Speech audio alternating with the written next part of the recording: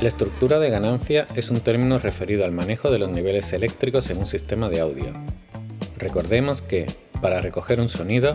la onda de presión sonora ha de transformarse en señal eléctrica, y en el caso de los sistemas de audio digitales, esa señal eléctrica también tiene que pasar por un procesamiento para convertirse en digital. Cuando trabajamos con una cadena de sonido, la estructura de ganancia del conjunto se convierte en un asunto prioritario para obtener un sonido con calidad. Para poder afrontarla, hay que considerar qué elementos de la cadena de sonido amplifican o reducen la señal a la hora de hacer una estructura equilibrada y asegurarse de que los micrófonos captan bien cada una de sus fuentes.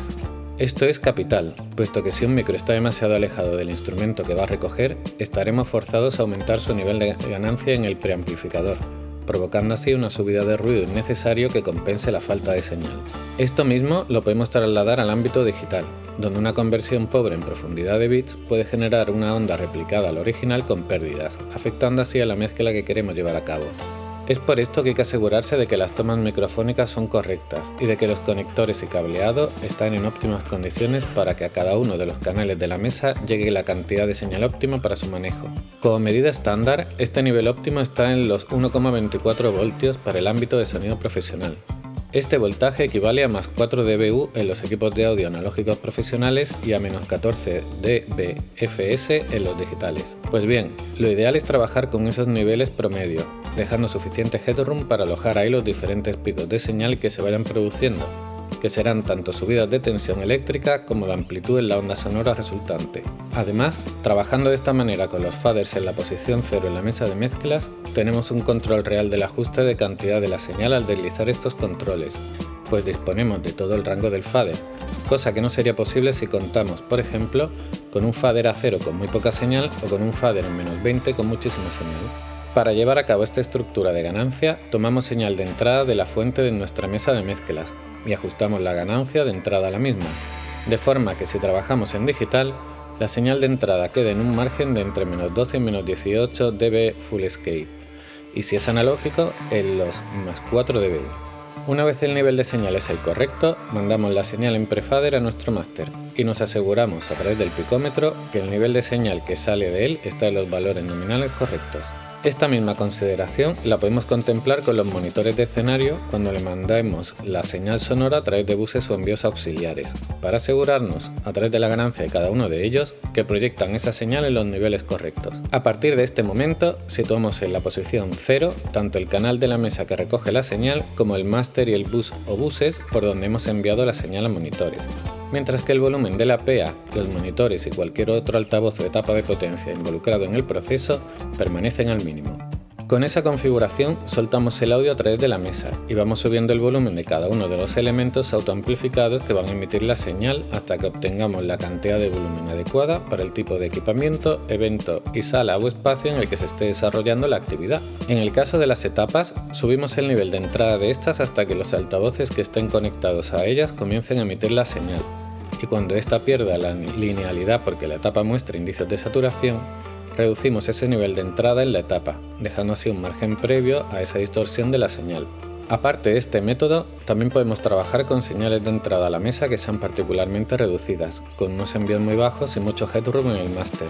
pero esto nos va a obligar a forzar mucho las etapas y los altavoces, por lo que no es el procedimiento más recomendable, pero sí que puede llegar a ser útil en según qué entornos y para según qué situaciones. Para optimizar todo esto un poco más, podemos realizar un proceso de crossover para que ningún altavoz reciba frecuencias que no puede reproducir,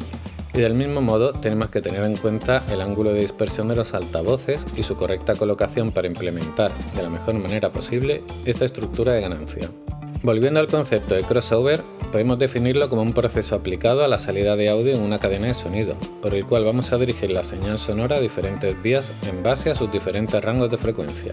Así, las frecuencias graves irán destinadas a los subwoofers, mientras que los medios y agudos se enviarán al resto de vías de los restantes altavoces. Para ello, es muy importante conocer la respuesta en frecuencia de cada uno de esos altavoces, para así poder enviarles únicamente aquellas frecuencias que puedan reproducir fielmente. Una vez tenemos esa información, podemos realizar ese crossover de tres maneras distintas: con una mesa de mezclas digital, con una herramienta combinada de hardware y software llamada asimismo crossover o control de altavoces, y por último, a través del software integrado en las etapas de potencias si es que éstas disponen del mismo. Para el primer método, con una mesa de mezclas digital, vamos a necesitar tirar de matrices. Así, a través de las matrices, tendremos distintas copias del máster que tendremos que filtrar a través de ecualizadores para conseguir esa división de la señal en frecuencias graves, medias y agudas. Los filtros que podemos usar son los siguientes: Butterworth, Limbic-Riley y Bessel, y una vez tenemos claro cuál vamos a utilizar, ya podemos operar a través de una mesa de mezclas digital sin necesidad de más equipamiento extra. En función del espacio y el audio a sonorizar, elegiremos un filtro u otro en base a si, en el punto del corte de frecuencia que comparten dos zonas de frecuencias, queremos que se sumen 3 decibelios, en cuyo caso elegiremos un Butterworth, que resten menos 3 decibelios, caso del Bessel, o que no sumen ni resten, para lo cual tenemos el Limbic-Riley. Volviendo a las matrices, en el caso de la mesa Behringer X32 disponemos de un total de 6, de las cuales destinaremos las dos primeras a los altavoces de graves, las dos siguientes irán dirigidas a los medios y las dos últimas a los agudos.